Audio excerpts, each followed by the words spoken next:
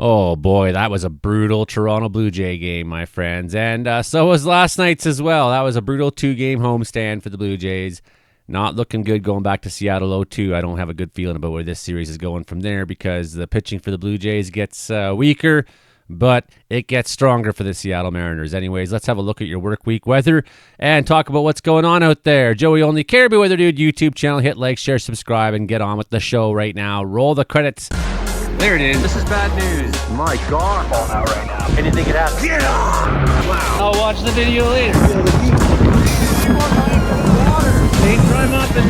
Okay, here is today from satellite depiction. Now, as you can see, we have a little bit of a high pressure bulge starting to form up off the BC coast.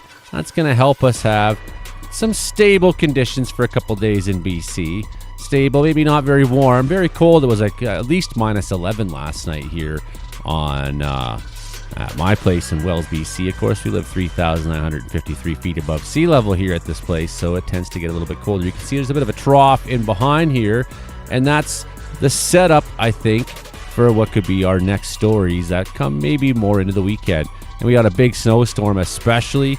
There was a lot of snow in the foothills of Alberta, but also a lot was taken in Saskatchewan and particularly Manitoba, places like Snow Lake. Yeah, can you believe that? Took a lot of snow. And one thing we do benefit from this week is that high pressure ridge we just talked about there. That's going to make conditions a bit nicer in BC for a couple days, and then the weekend comes and shuts the door. And then look at this cold trough coming on through. That's going to drop temperatures right on down. Also going on in here, as you can see, that the jet stream's warbling its way down through California and up through Nevada and places like that. They've been getting some very heavy rainfalls. Flash flood warnings have been going on there a lot. And I'm not here to forecast the United States. I got a lot of people down there to do that for you. But just to let you know, that's where our Pacific flow is. And you can see the storm is making its way out of Manitoba, out of Hudson Bay, out towards the northeast there. Also happening, boom, bit of a storm there in Ontario later this week.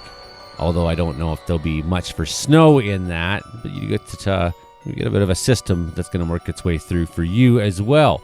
That's sort of the picture on the jet stream, at least. Let's have a look at temperature mass before we talk about the storm this weekend and precipitation. So it was just very cool. And I think what you're going to see as well, particularly the Rockies and that southeastern part of BC, still have that pocket of cold air, especially for them. But for the rest of us, yeah, hitting below zero at night. For some of the interior, coming up, 10, 11, 12 degrees in those low places like maybe Quesnel and Prince George.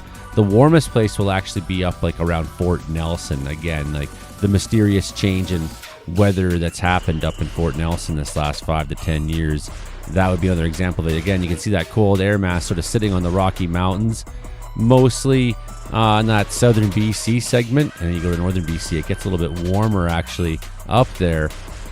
Very warm in the United States. Like if you look across a lot of the USA, like that is screaming hot still for this time of year. Very nice in Alberta in through Thursday. A couple enjoyable days in British Columbia where the temperatures aren't too hot, but the weather's nice and cool and whatnot. You can see, though, this mix right here, this boundary between what is the reds, the warms, and what is the cool, where the next storm is coming across there. You can really see where it is in the temperature map without even having to look at a map of storms and a map of rain and a map of isobars and different depictions of what could be going on there. I can just tell by this shape that something is happening there. So we can tell that there's a storm coming in. There's a storm coming in there, really warm in Alberta coming into Friday.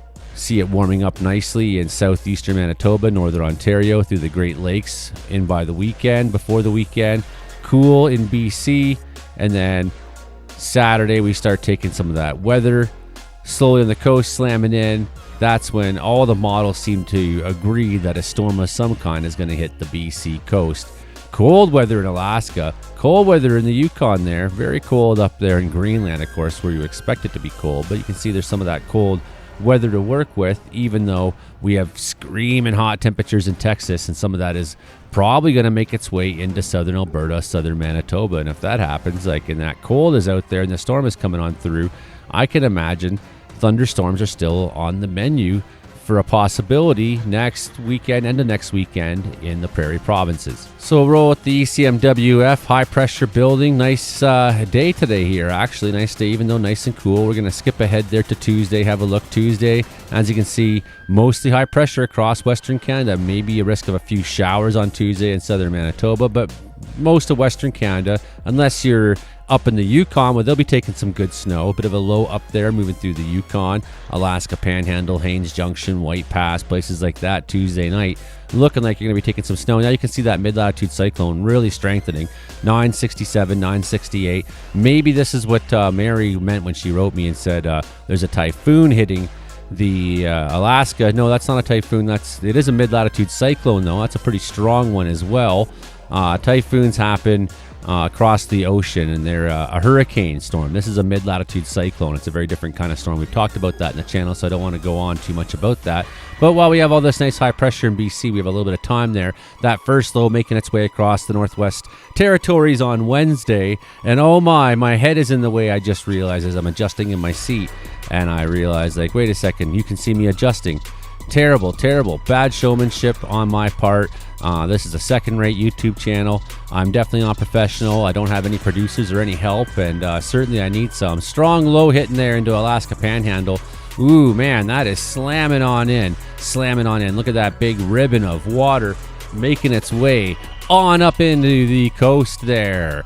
And still looking pretty nice Wednesday night for us in BC. Still looking pretty nice across the prairies. Those temperatures at nighttime cooling off, but for much of the prairies, rebounding after all that snow, seeing some warmer weather than we'll be seeing still near the Rockies. For those of you who are more coastal in BC, that'll be a different story for you.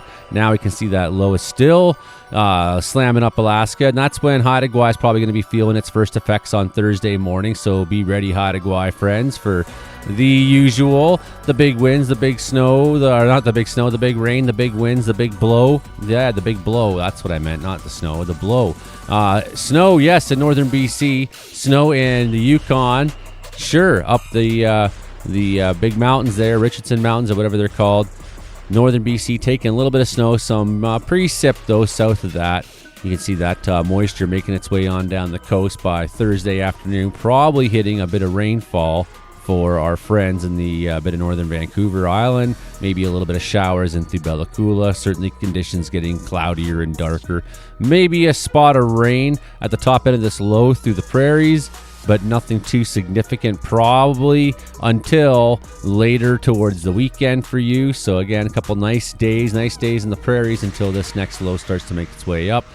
There's that first low, basically covering all of Alaska and the Yukon and spilling over the Northwest Territories, and we're seeing that flow. It's helping to push this high pressure system down a little bit and make some space for this next low that's trying to form. And this next low is going to be the one that Shot puts in behind after and hits us nicely here in BC.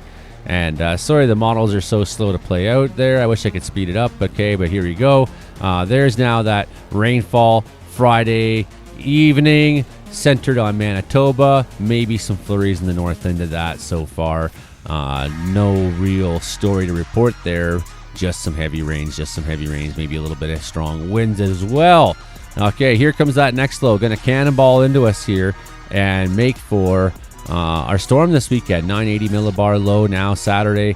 We're not going to talk too much about it because that's the weekend, but we're going to warn you that if you have travel plans this weekend, it's going to be kind of the same, except this time we're going to see some of that snow in northern BC, it looks like. And all the models seem to agree that somewhere along this part of the BC coast, this storm is coming on through. So we're going to see mixes of snow, rain transitions, depending on time of day, depending on what elevation you're at. Vancouver Island's going to take some heavy rainfall again. We're going to have a good, nice old-fashioned low up and down the coast. Snow in the mountains here, snow in northern BC, snow in the coastal mountains, that kind of thing. Maybe you'll see some special weather statements in southern BC for the big mountain passes like you often do. Highway 3 and Rogers Pass and Coquihalla and Paulson Summit and all the usual suspects. Northern BC, maybe seeing some then moving into the Pine Pass this weekend. So we have a good weekend storm coming up for BC.